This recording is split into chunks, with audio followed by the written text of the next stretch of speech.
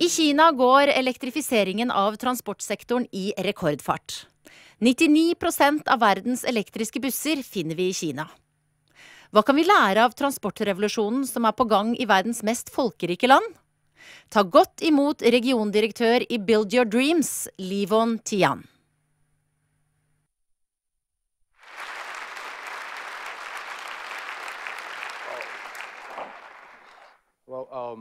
Good afternoon, ladies and gentlemen. It's very exciting for me to be here, to be invited here to give you a speech, some insights about what is happening in China.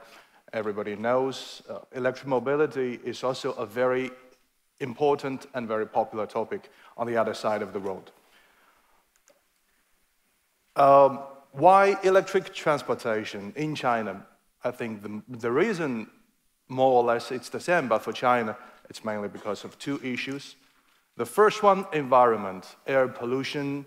It's getting people worried, unhappy, and the satisfaction is getting lower for most of the Chinese people living in the cities. So the government got to do something. And as you can see here, the situation in China is much more severe than in other parts of the world. And it's not only in bigger cities like Beijing or Shanghai, even smaller cities or medium-sized cities like Nanjing is part of China, and Hohhot, it's part of Inner Mongolia, so in part of the grassland, we're also facing challenges like this. So air pollution, people are asking for a cleaner air, which is a very basic public product which should be offered by the government. So that's why the government is addressing this issue with a very high importance. And if we look down to the statistics, most of the biggest factor for the air pollution in China comes from the motor vehicles on roads. And if we look one step further, a small portion of those vehicles, mainly public transportation vehicles, it's only 16 or 17% of the vehicle registered in China are polluting 30% of the pollutants. So that's the most interesting part to talk about electrification. And another reason, besides air pollution, it's a very unique situation in China. Since 2009, China, the import crude oil is more than 50%. More than half of the oil consumed every day, most of them on the roads, are imported. And this is not a matter of air pollution issue or health issue. It becomes a national energy security issue. That's why from the central government to regional government to the municipalities all around China are taking measures to address this problem.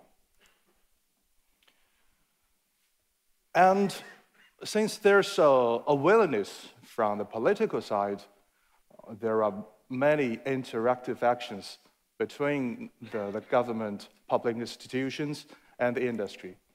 As we can see here, a lot of incentive policies have been put in place, and the result is 150,000 vehicles has to be a new energy vehicle. So by definition, new energy vehicle in China means plug-in hybrid, full electric, and a hydrogen vehicle. So from the national level to the provinces, to the model regions in China, we can see a national campaign.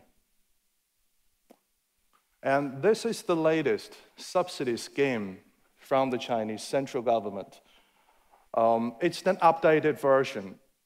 In the first version, as long as it's a new energy vehicle for public transportation, the manufacturer or the user will be entitled to a subsidy. But they find the efficiency or the outcome is not the most optimized. So here comes the updated version. Basically, they are combining the performance of the vehicles, the capacity of the vehicle, the capability, and the subsidy together. As you can see, you have a higher density battery, you have a bigger vehicle to carry more passengers, and you can drive a longer range, you will be entitled to a bigger subsidy. And based on this,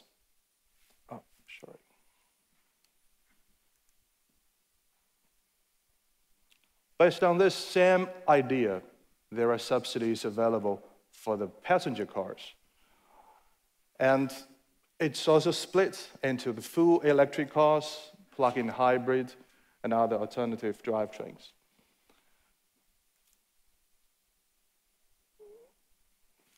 Very similar to Norway, I think it's also a lesson, an experience we got from Norway. There are other benefits. On top of more subsidies from the purchase, it's also more convenient to use and more economical to use. So there will be less tax. There will be no restrictions on the number plate. And there will be some convenience for you to apply for personal charging infrastructure. Although the incentive policies, the schemes is getting lighter and lighter over year, but as you can see, the response from the market, so the industry has adopted these guidelines, this doctrine from the government, and the customers has embraced this new technology because it's cheaper to buy, cheaper to run, and also convenient to use. As you can see, by the end of last year, the new energy vehicles sold in China reached 517,000 vehicles. Although the big number, it's outnumbered compared to Norway, but there's still a long way to go in China because the data base is so huge. And also you can see the manufacturers in China has also a different approach to understand the market, a bit different from the European practices. The need is to understand the consumer behavior, what is the personal needs. But in China, how to address the social issues, how to use technology to solve the problems, air pollution problems, oil dependency problems, more comes from the public sector. That's why we have seen a very big part of this matrix is electric buses, electric taxi, and electric government fleet vehicles, and also police patrol vehicles. That's the part with the smallest portion of registration, but contributing to the biggest pollution on the roads. As I said, the policy, a good policy, needs to be supported and needs to be supported with the industry offers. So this is what we have done in China, mainly in China, to follow the industry guidelines from the Chinese government. As you can see, end of last year, BYD has manufactured and sold more than 100,000 new energy vehicles, among which 13,000 of them are full electric, full-size city buses.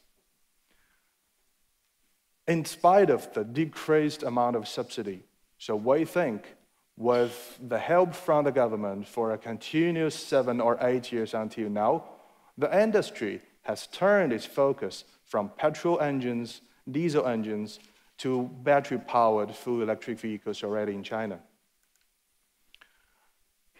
And it's not only BYD doing this, but we are a very typical example. So following the idea, we have electrified all the road transportations, the vehicles on roads possible. So it's from the delivery vehicles, heavy trucks, passenger cars, taxi fleet buses, to some very specialized vehicles, to the seaport, airport, warehouse, mining sites.